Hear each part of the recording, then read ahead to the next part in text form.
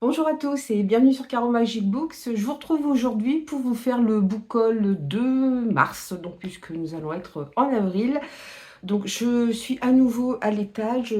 En fait, j'ai essayé de tourner cette vidéo en bas. J'avais transporté tous mes livres. Voilà, j'avais fait plusieurs déménagements. Et pour finir, ma mémoire était pleine au niveau du téléphone. Et évidemment, j'ai pas réussi à enlever des vidéos dont j'avais plus besoin. Je m'en suis rendu compte que après que il y avait telle et telle vidéo que je pouvais enlever. Donc, parce que j'ai peur aussi d'enlever des choses qui sont importantes, donc enfin des souvenirs que je veux garder ou des vidéos que j'ai déjà enregistrées pour YouTube. Donc voilà, j'ai galéré. Donc je me suis dit, allez, je le fais en haut. Je redescends pas tous les livres parce que franchement, j'en peux plus, j'en peux plus. En plus, là, on est le week-end, on est 31 mars, donc c'est le week-end où on a perdu 1 heure de sommeil parce qu'on a changé de réveil, enfin d'heure. J'ai du mal à m'endormir cette nuit. Ce matin, il fallait se lever tôt parce que j'ai un de mes loulous qui avait un tournoi de foot. Donc, c'était très dur ce matin. Je pense que c'est pour ça que j'ai un peu galéré aussi. J'étais pas super bien réveillée. Donc, je vais quand même commencer mon... J'ai déjà oublié un livre. Je vois qu'il est là-bas. Ça commence bien. Mais c'est pas grave.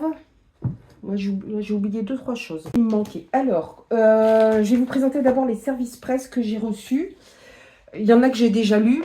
Mais bon, je vais essayer de ne pas trop m'attarder dessus parce que je vous ferai un point lecture à part. Alors par contre, celui-ci, c'est un SP du mois d'avant encore parce que j'ai oublié de vous présenter. Parce que je l'avais lu, donc j'avais mis dans la pile des livres à chroniquer. C'est Runborn de Ariel Holst aux éditions Gulfstream. La couverture est super belle. On est sur du semi-hardback, un beau page noir, qui a l'air de tenir le coup. C'est l'arbre monde dessus. Il y en a que j'ai déjà lu. Mais bon, je vais essayer de ne pas trop m'attarder dessus parce que je vous ferai un point lecture à part. Alors par contre, celui-ci, c'est un SP du mois d'avant encore parce que j'ai oublié de vous présenter. Parce que je l'avais lu, donc j'avais mis dans la pile des livres à chroniquer. C'est Runborn de Ariel Holst aux éditions Gulfstream. La couverture est super belle. On est sur du semi-hardback, un beau page noir, qui a l'air de tenir le coup. C'est l'arbre monde qui est là, c'est vraiment très beau. Là, on va se retrouver plongé dans les légendes scandinaves. On est après l'ère des Vikings et après le Ragnarok, hein, qui est l'équivalent de l'Apocalypse pour les dieux nordiques. Et on va suivre trois jeunes gens dans un village qui sont voilà, assez tranquilles jusqu'au jour où leur village va être attaqué et ils vont se rendre compte qu'ils sont porteurs de runes. Enfin, ils le savent depuis longtemps, mais que ces runes ont une importance, c'est-à-dire qu'ils sont les héritiers des différents dieux nordiques et ils vont partir à la recherche des autres personnes qui possèdent ces mêmes runes. Là, on va surtout suivre le personnage de Tyr qui est ici, qui est donc affilié au dieu Tyr tout simplement, et qui va vivre une épopée quand même assez épique, avec des passages parfois très durs. Alors c'est conseillé à partir de 15-16 ans, mais c'est quand même classé dans de la dark fantasy, et c'est vrai qu'il y a des scènes qui sont assez sanglantes quand même, donc attention à l'âge. Pour le reste, ça a vraiment été une très bonne lecture, et j'étais vraiment très contente de retourner dans le monde des dieux scandinaves. En fait, j'adore ça, donc j'en ai appris un petit peu plus sur leur façon de vivre, des façons de vivre des gens de l'époque, et puis aussi sur les légendes des dieux. Donc c'est vraiment super. En plus, on avait eu un très beau service presse avec, voilà, avec un petit livret. Il y avait je vais mettre dans l'endroit, voilà, un A5 d'Yggdrasil, l'arbre monde, le marque-page, la vignette qui reprend la couverture. Et puis surtout, ce que j'avais aimé, c'était le petit porte-clés avec des symboles, enfin avec un style un peu runique comme ça. C'est vraiment, un très très bel envoi. J'étais vraiment très contente quand j'ai vu l'enveloppe. J'avoue que c'était beau. Pour continuer sur Gulfstream, par contre, du coup, mes livres, ils sont remis n'importe comment. J'ai reçu aussi... Bon, attendez. Je me bats avec mes livres, ça va aller. J'ai reçu aussi de leur part Fleur de cendre de Sarah Delisle. Donc là, c'est dans leur collection électrogène. Donc c'est plutôt fantasy young adulte, à partir de 15-16 ans aussi. C'est pareil, hein, vous avez toujours quelque chose de très soigné, je trouve, chez Gulfstream. Vous avez voilà, la couverture qui est reprise comme ça en noir et blanc. Puis vous avez C'était beau. J'avais le marque-page, mais le marque-page, je l'ai rangé avec mes autres marque-pages. Enfin, je garde les marque-pages, j'utilise toujours les mêmes, et je garde les marque-pages. Ici, on va suivre Angre, qui est fille de duc, donc dans un monde de fantaisie. Son père ne la destine qu'à une seule chose, c'est la marier à quelqu'un d'influent, de riche, pour pouvoir encore monter les marches du pouvoir. Sauf que Angre a hérité des dons de sorcière de sa mère, qui est décédée quand elle était petite, et qu'elle aimerait faire de la sorcellerie. Donc elle est un peu mal partie, jusqu'au jour où elle est victime d'un attentat et où elle est brûlée. C'est pour ça qu'on a des fleurs juste devant son visage. Voilà, elle en ressort brûlée au niveau du visage, donc évidemment, pardon, son père, il trouve qu'elle a plus beaucoup d'importance du fait que son fiancé ne veut plus l'épouser. Bon, il se fiche un petit peu de son sort. Et c'est sa marraine qui lui dit, écoute, dans je ne sais plus quel royaume, il existe une marquise qui aide les jeunes filles à développer leurs dons de sorcellerie. Donc elle, pardon, elle se rend dans ce royaume, et puis alors, ce royaume qui est d'abord un aspect assez tranquille, mais c'est juste une apparence. Et elle va rencontrer d'autres jeunes filles qui ont aussi des dons de sorcières. Mais alors, j'ai des jeunes filles issues d'horizons très différents. On peut avoir des jeunes filles de la haute noblesse, qu'on peut avoir des filles du peuple. Et Angre va devoir tout réapprendre parce que déjà, elle va pas avoir sa propre chambre. Elle va devoir apprendre à s'habiller, mettre ses chaussures toute seule. Voilà, ça va beaucoup changer sa vie quand même. Et puis surtout, elle va devoir apprendre à se battre. Elle a certes des dons de sorcière, mais elle ne sait pas se battre, tenir une épée, tenir un bâton, monter à cheval. Voilà. Donc il y a plein de choses qu'elle va devoir apprendre. Et puis elle a beaucoup le nez dans les livres. J'ai beaucoup aimé ce côté ce côté du personnage. Et la marquise, elle n'est pas trop dit, oh non, mais attends, il n'y a pas que les livres dans la vie, voilà, il faut aussi apprendre à se battre. Et voilà, il y a un esprit de sororité assez important qui était vraiment très bien dans ce roman, qui se lit très bien. Mais c'est pareil, je vous en reparlerai lors d'un point lecture. Alors, pour rester dans de la fantaisie, j'ai mélangé tous mes livres, c'est super. J'ai reçu aussi le tome 2 de La Voix des Pierres de Sierra Toussaint, donc ça c'est par le biais de Book on Demand. Là, le tome 2, c'est La Pierre de Vie. J'avais déjà lu le premier tome. Et il y a toujours le même beau travail éditorial qui est fait dessus. Et là, je veux dire, c'est de l'auto-édité. Donc, c'est quand même très bien fait. Il y a cette superbe carte que j'adore. Il y a voilà, les dieux qui sont repris ici. Puisque les dieux, on voit les dieux dans le premier tome qui conversent entre eux, qui discutent un petit peu du sort des hommes. Les hommes qui sont divisés en deux clans, enfin deux espèces. Alors, ils peuvent avoir des interactions entre eux, se parler, être amis, voilà. Mais surtout, pardon, j'ai la gorge qui est enrouée, surtout, ils n'ont pas le droit d'avoir de relations amoureuses entre eux, et surtout pas d'enfants. C'est un crime, c'est un tabou, mais à un point où ça horrifie même les hommes. Et en même temps, ils sont surveillés par ceux qu'on appelle les Mumaraï, c'est ça? Mumaraï, qui sont des humanoïdes constitués de pierre, donc très forts, qui surveillent les hommes, qui les arrêtent pour un oui ou pour un non, et qui empêchent toute relation entre les deux espèces. Il y a des enfants qui naissent, ils les enlèvent, on ne les revoit jamais. Et puis les enfants, de toute façon, sont promis à un destin assez funeste. Ils vont grandir avec des maladies, ils vont être malades. Bref, ça va être l'horreur pour eux. Voilà, donc les humains sont moins en moins nombreux et sont surveillés en plus sous une espèce de régime assez tyrannique. Et on va suivre 5 personnages qui vont finir par se rencontrer, qui appartiennent aux deux espèces. Alors, il faut savoir que comme il y a peu d'humains, j'ai bien aimé cet aspect de l'histoire, il y a des fêtes de la fertilité qui sont mises en place pour qu'il y ait plus d'enfants. Alors, participe qui veut, on n'est pas obligé d'y participer. On peut rester fidèle ou marié à la même personne tant qu'on veut.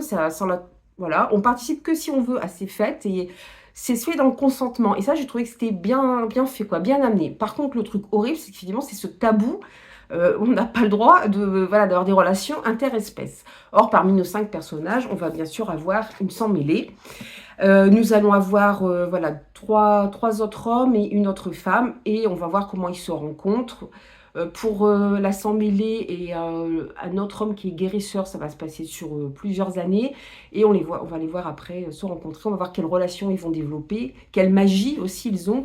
Parce pour la plupart, ils ont une particularité, c'est qu'ils ont des sortes de crises plus ou moins fortes qui s'apparentent presque à des crises d'épilepsie ou un sommeil profond. On ne sait pas trop ce qui leur arrive. On pense que tout est lié.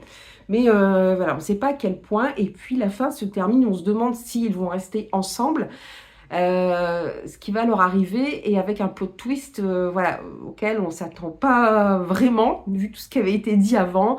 Puis voilà, il y a un développement dans les relations des personnages qui est vraiment super intéressant.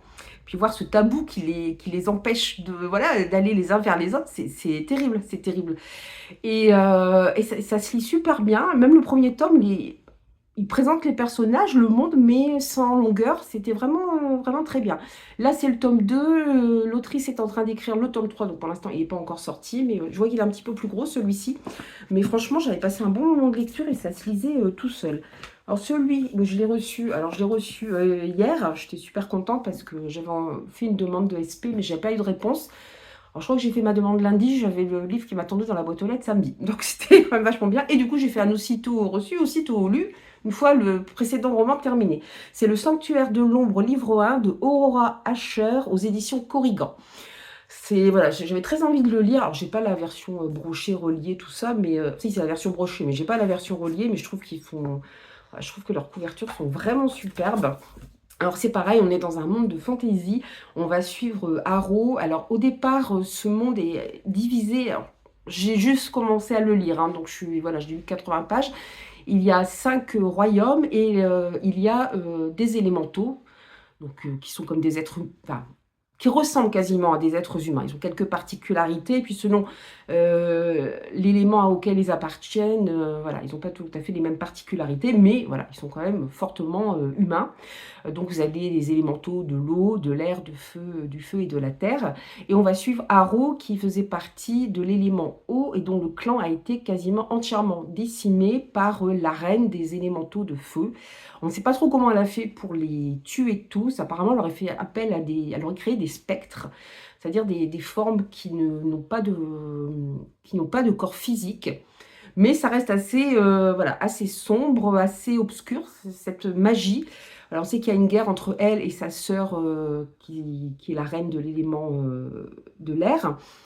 Et Harrow s'est réfugié dans un cirque où le directeur voilà, a plusieurs comme ça élémentaires pour faire le show, jusqu'au jour où le directeur du cirque tombe sur un homme, enfin, on est entre l'homme et la créature, on ne sait pas trop, assez étrange, qui a des pouvoirs. Et qu'est-ce qu'il est? On ne sait pas, lui-même ne sait pas, il a perdu la mémoire, il est amnésique. Voilà, on ne sait pas trop ce qu'il est, on se demande si c'est pas un spectre, mais voilà, c'est bon, ça je vous spoile rien, c'est noté sur la couverture. Et puis Harrow et lui, voilà, vont se rencontrer et vont tout de suite créer un lien assez fort, sans que ça aille plus loin, hein, parce que lui, c'est pas qui il est pour le moment. En plus, comme il est dangereux, il est mis dans une cage. Donc en tout cas, c'était très prenant le début, j'ai bien aimé. Je ne classerai pas tout à fait dans du young adult comme les précédents Corrigan que j'ai lus.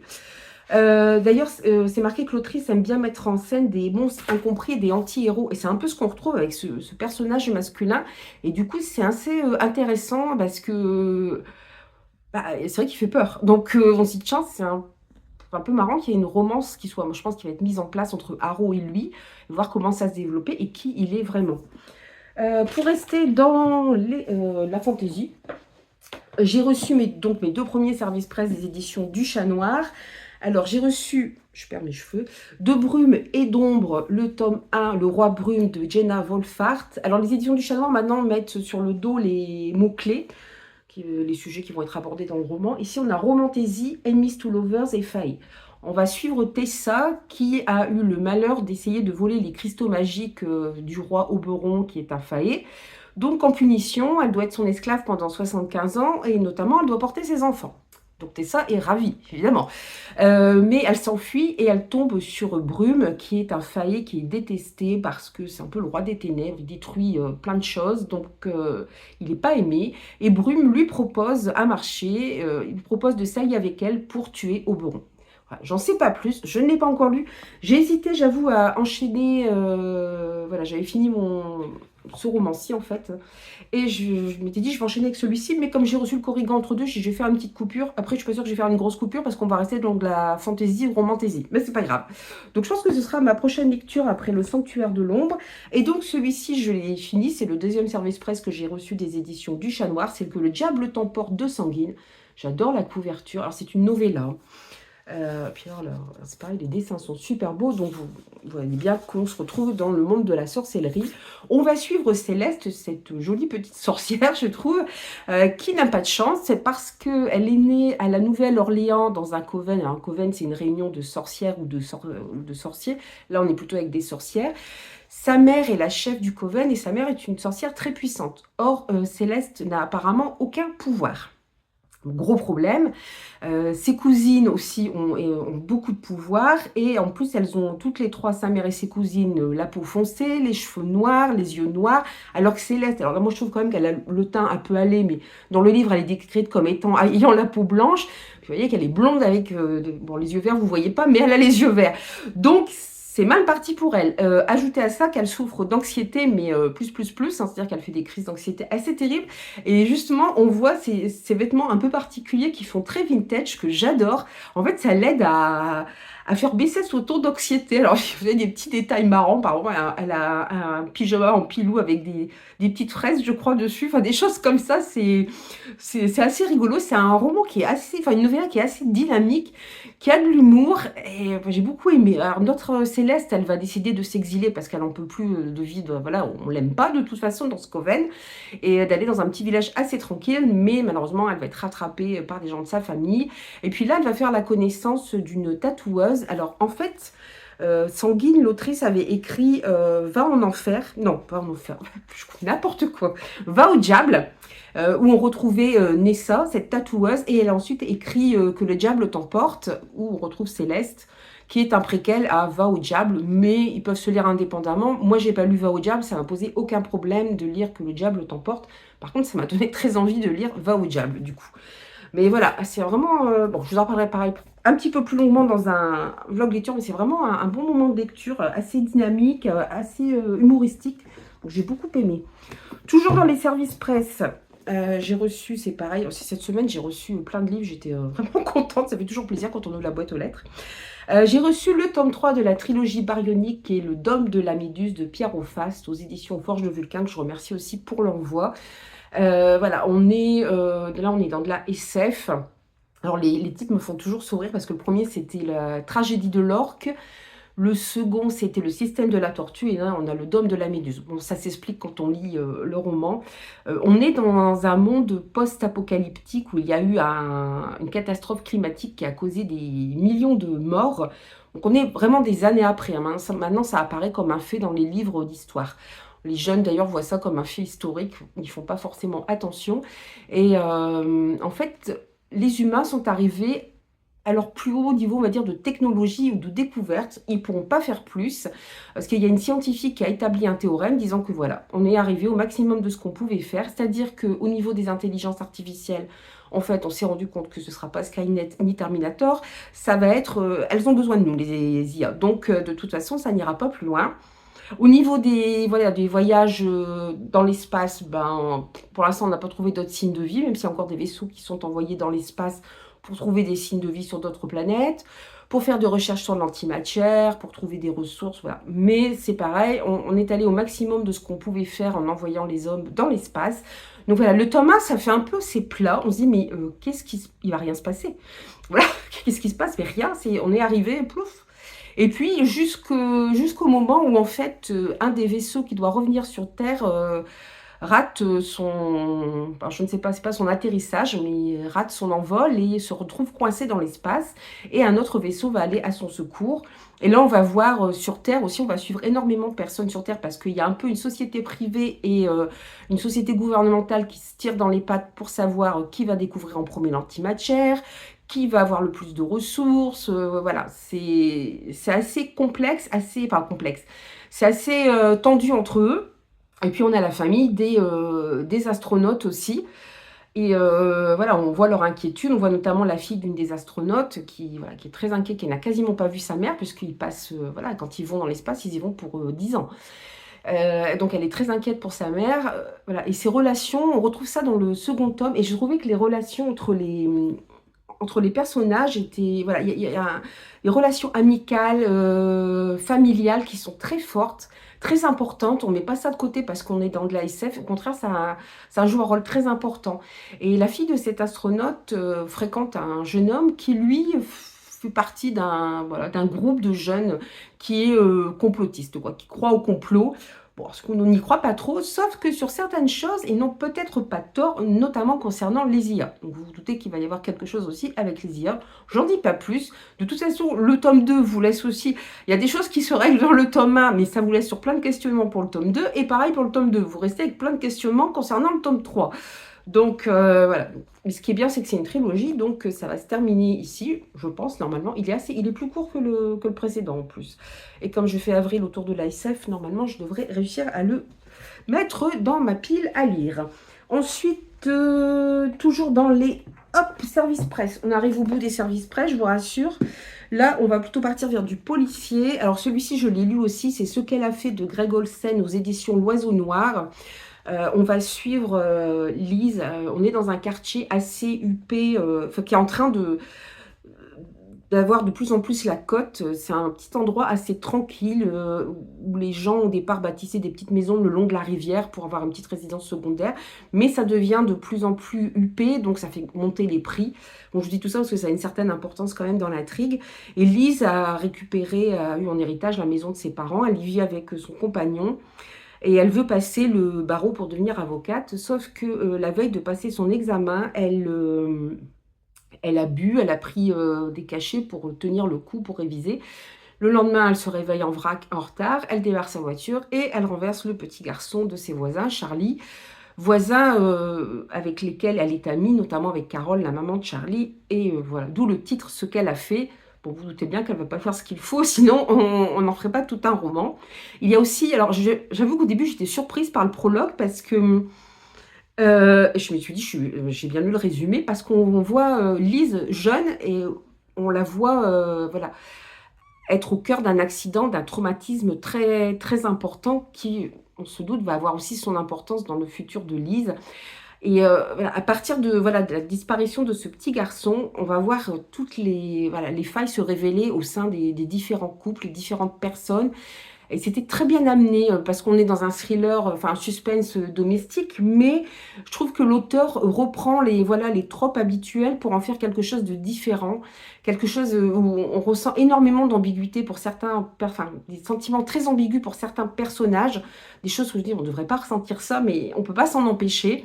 Des personnages qu'on déteste mais complètement, et d'autres pour lesquels on a des sentiments un peu plus ambigus, et on voit tout ce que la disparition d'un enfant peut fracasser chez les gens, et comment elle peut tout remettre en question. Et voilà. Mais je ne vais pas en dire plus, parce que je vais en parler un petit peu plus dans un update lecture. Mais en tout cas, j'ai beaucoup aimé ce roman. L'auteur Greg Olsen est connu aux États-Unis pour écrire beaucoup de romans et intervenir à la télé sur des true crime. Donc je pense que c'est pour ça qu'il a une plume un peu différente sur le thriller domestique.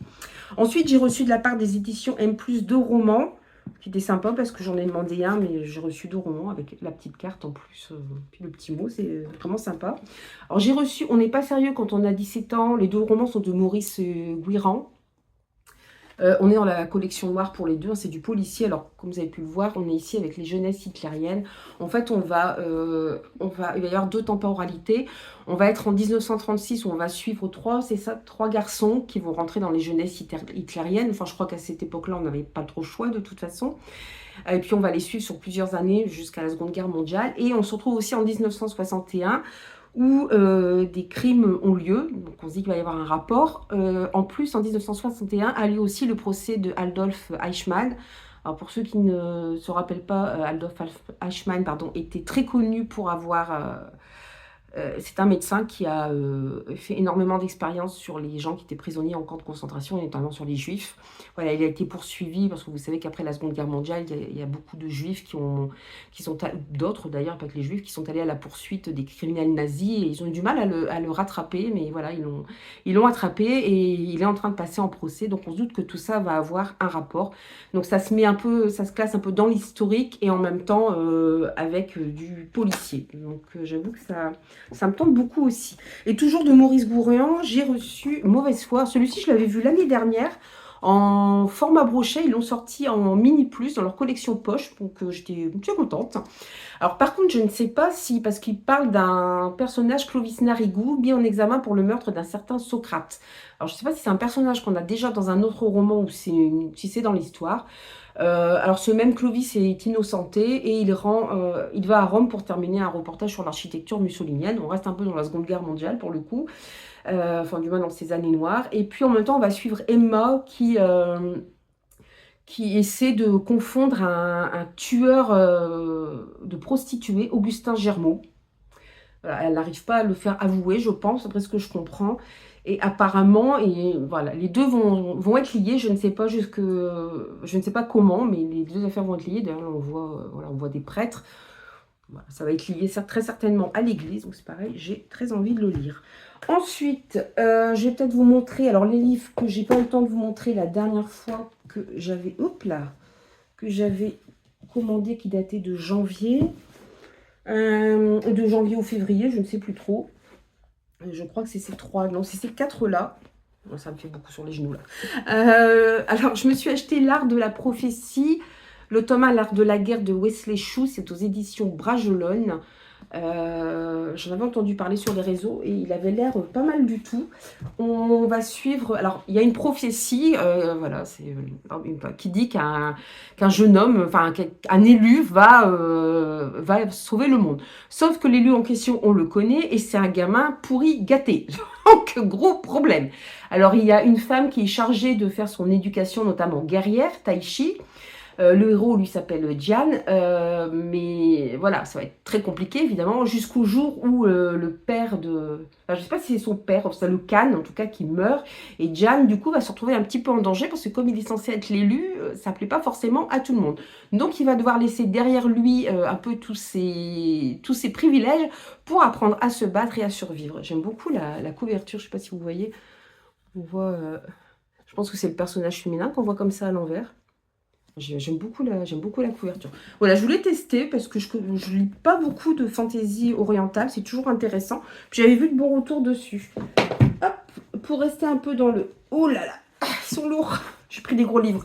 Là, j'étais contente de le trouver en l'intégrale parce que c'est une série qui existe en 5 tomes. J'ai vu qu'elle était sortie en intégrale. J'ai vu passer de bons avis sur Instagram. Et c'est de l'auto-édité. Alors, des fois, c'est plus difficile de trouver des auto-édités en promotion, d'occasion. Et là, j'ai trouvé l'intégrale. Donc, c'est l'intégrale d'Alastor Ben. Et c'est de Mélanie Guerteau. Alors, ça m'intéressait parce qu'on va suivre un héros qui vit à Inverness en Écosse. Et puis, il croit pas trop à la magie, au folklore écossais, tout ça. Jusqu'au jour où voilà, il va se retrouver mêlé à des événements mystérieux et peut-être qu'il va devoir changer d'avis. Alors, j'en sais pas plus. Je ne veux pas en savoir trop non plus parce que je sais pas si toutes les enquêtes, à mon avis, sont différentes, mais en même temps, il y a peut-être un fil conducteur. Alors, vous avez le tome 1, c'est Alastor Ben et la prophétie des Highlands. Le 2, c'est Alastor Ben et le portail du passé. Alastor Ben et le manoir maudit. Alors, celui-là, il va me plaire. Alastor Ben et le loch des oubliés. Alastor Ben et la fureur de la déesse. Alors, je pense que les tomes sont quand même assez courts parce que, voilà, ça tient en... C'est pareil, c'est un peu travaillé à ce niveau-là. C'est beau. Et j'ai vu qu'il y avait aussi des illustrations. Voilà, là, c'est mieux. Ça fait plus dans le... Voilà, on est plus dans l'ambiance, je pense, Alastor Ben. Donc, voilà, ça a l'air... Ça me tentait forcément. Bon, moi, vous me dites l'Écosse et des mystères. Évidemment, je fonce. Ça, faut pas me le dire deux fois. Celui-ci, c'est pareil. Je pense qu'on... Alors, ça a l'air assez fantastique, mais en même temps, c'est dans la collection Rivage Noir. Alors, je ne sais pas. Je vous en dirai plus quand je l'aurai lu. C'est un bon Indien et un Indien mort de Stephen Graham Jones. Là, on va suivre, alors ils sont 4 amis d'enfance et quand ils sont jeunes, ils tuent la femelle d'un caribou. Ça paraît un peu anodin, mais des années plus tard, quand ils sont plus âgés, il va leur arriver des choses un peu étranges. Et il semblerait qu'il y ait une entité qui les poursuit et qui s'en prend à la fille de l'un d'entre eux. Donc voilà, j'en sais pas tellement plus. Apparemment, c'est un roman d'horreur psychologique voilà, et un roman d'amitié. Donc, à voir, on voit, je pense, un petit caribou ici. J'aime beaucoup la couverture. Elles sont belles, leurs couvertures chez Rivage Noir. Et j'avoue que quand j'ai lu le résumé, parce que j'ai cru que c'était un policier, en fait, non, il a l'air d'avoir du fantastique, donc c'est très tentant. Celui-ci, alors j'ai la couverture très vieille, mais j'ai vu qu'on pouvait l'enlever. Bon, ça fait pas tellement mieux, mais voilà, c'est la boîte en os de Antoinette Pesquet. Alors, c'est aux éditions Phébus. Je ne sais même pas si la maison d'édition existe encore. J'en ai entendu parler sur la chaîne de Paper Palace. Et j'avoue qu'elle m'a donné très envie de le lire. Alors, je ne sais plus trop quelle est l'histoire. En plus, il n'y a pas de résumé à la fin. Voilà, une histoire ordinaire. C'est juste noté une histoire ordinaire. Histoire d'amour fou.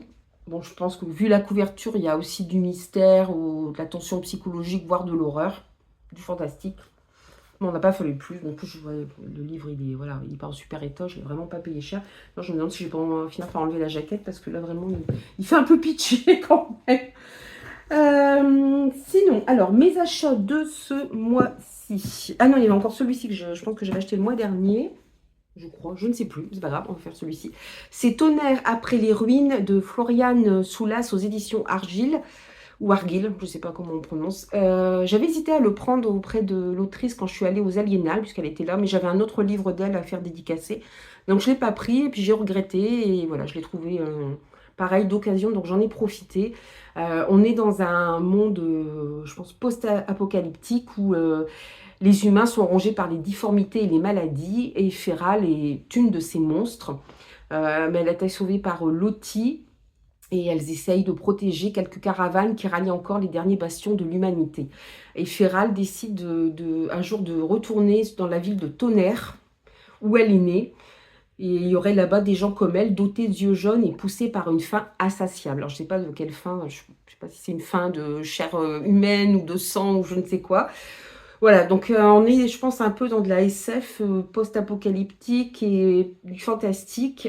Voilà, il va y avoir des bidonvilles, des ruelles poisseuses. Bon, ça a l'air assez particulier, mais c'est vrai qu'Argyle, il propose des choses, des romans qui sortent un peu de l'ordinaire.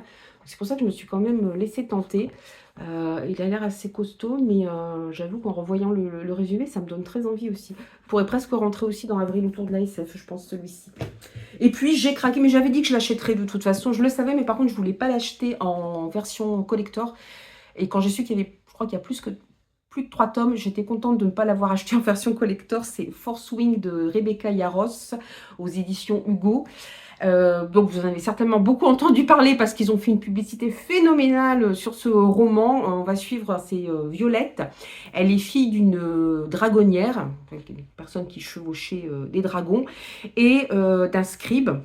Donc elle se destine plutôt à devenir scribe parce que physiquement, elle n'a pas vraiment les atouts pour... elle n'est pas forte du tout pour devenir dragonnière. Voilà, elle n'a aucune capacité particulière. Mais sa mère ne voit pas les choses comme ça. C'est une femme apparemment assez autoritaire qui a pris part à une guerre, qui a tué des gens. Des gens de sa famille sont morts aussi. Alors ça va avoir son importance parce qu'elle va obliger Violette à aller dans une académie pour apprendre à devenir dragonnière. Et là-bas, Violette va tomber sur des gens dont certains membres de la famille ont été tués par sa mère. Voilà, donc c'est...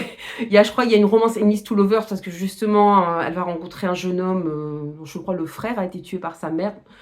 J'en sais pas plus, voilà. Voilà, donc c'est une histoire de dragon, un Enemies to Lovers. Bon, des fantaisies avec dragons, je ne me rappelle pas en avoir lu. Alors ça fait un moment parce que ça ne me dit rien du tout. Donc à voir ce que ça donne. Par contre, je l'ai pris, voilà, j'ai trouvé d'occasion. Je me dis, je le prends, mais embroché. Je vais attendre qu'il soit d'occasion.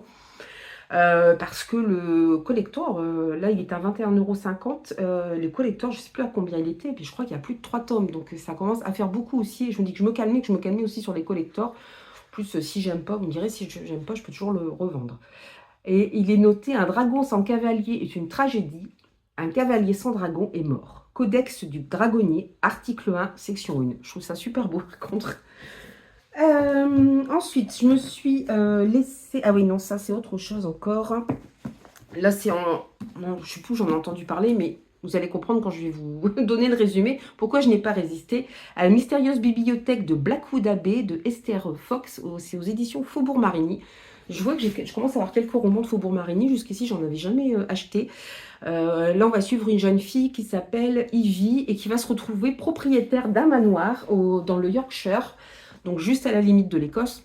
Vous connaissez mon amour de l'Écosse. Le Yorkshire, c'est là qu'on grandit aussi les sœurs Brontë. J'adore les sœurs Brontë. Et voilà, elle va hériter d'un manoir où se trouve une très belle bibliothèque, mais dans laquelle se passent des choses assez mystérieuses apparemment. Donc moi, vous me mettez ça, un paysage désolé, battu par le vent, dans les Landes, une jeune fille qui se retrouve dans un lieu seul, dans un lieu inquiétant, où il se passe des mystères, une bibliothèque en plus. bah, j'ai couru, quoi. Je ne pouvais pas passer à côté. C'était pas possible.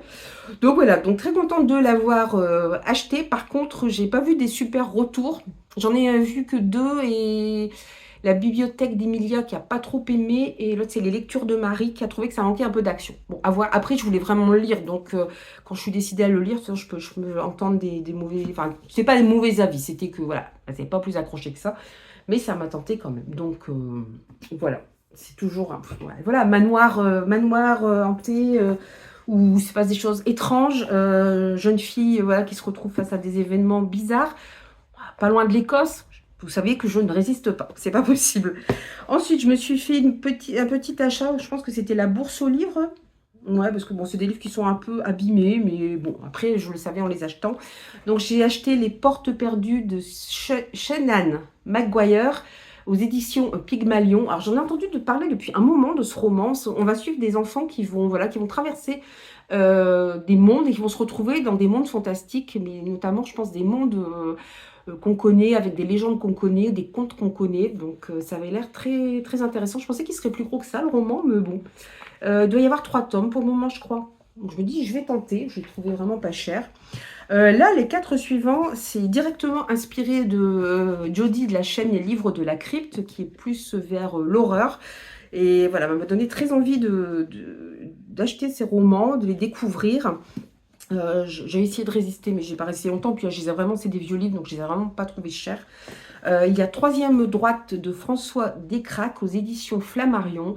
Là, on va suivre un jeune homme qui va quitter le nid familial pour s'installer voilà, dans un appartement qu'il loue à Monsieur K, un propriétaire louche et peu causant. Et apparemment, il va lui arriver des choses un peu étranges. Alors, il est marqué tout en haut, en dessous du titre, c'est marqué « J'habite au 3e étage à droite. Si je meurs, c'est probablement mon proprio qui m'a tué. » Alors, est-ce qu'on va être dans du fantastique, dans plutôt du thriller? Est-ce que c'est le jeune homme qui invente des choses ou est-ce que son propriétaire lui en veut? Ou est-ce que c'est une entité, du fantastique? Je ne sais pas trop, mais on va vers quelque chose d'horrifique, hein, mais je ne sais pas jusqu'à quel point et comment. Celui-ci, c'est pareil, ça faisait un moment, en fait, j'ai essayé de le trouver vraiment pas cher. C'est Cadavre exquis de Agustina Basterica, là c'est aux éditions J'ai lu. En fait, on va être dans un monde futuriste où il n'y a quasiment plus de ressources pour ressources en nourriture pour les hommes. Donc, les humains ayant toujours une solution à tous les problèmes, se sont dit, bah tiens, on va créer des êtres humains destinés à être mangés. Voilà, très sympa comme pitch de départ. Et on va suivre un homme, je ne sais pas si c'est Marcos, qui travaille dans ce milieu-là de création des hommes pour les nourrir. Et si je me souviens bien, il rencontre une jeune femme qui est destinée à être mangée. Je ne sais pas quelle relation ils vont développer. Voilà, on est sur quelque chose d'un peu psychologiquement un peu hard, hein, quand même, hein. Rien qu'avec le résumé, on voit d'ailleurs la tête qui est servie comme ça, c'est rien que d'y penser, enfin, mettre en place un cannibalisme, mais je pense que c'est, je sais pas déjà comment ils créent ces êtres humains, ça doit être certainement des humains qui grandissent in vitro, je sais pas trop, enfin, j'espère qu'ils sont pas portés par quelqu'un quand même, mais ça reste quand même des êtres humains, donc c'est horrible, c'est un cannibalisme institutionnalisé, c'est horrible, horrible. Voilà, donc sinon, pour en revenir toujours à des sujets voilà, un peu horrifiques, je me suis acheté Les Ruines de Scott Smith. Là, on va suivre, alors ils sont 4, donc on va sur 2 couples qui vont au Yucatan et qui vont sur une pyramide maya où un étudiant a disparu et ils décident de se rendre dans cette pyramide pour retrouver cet étudiant.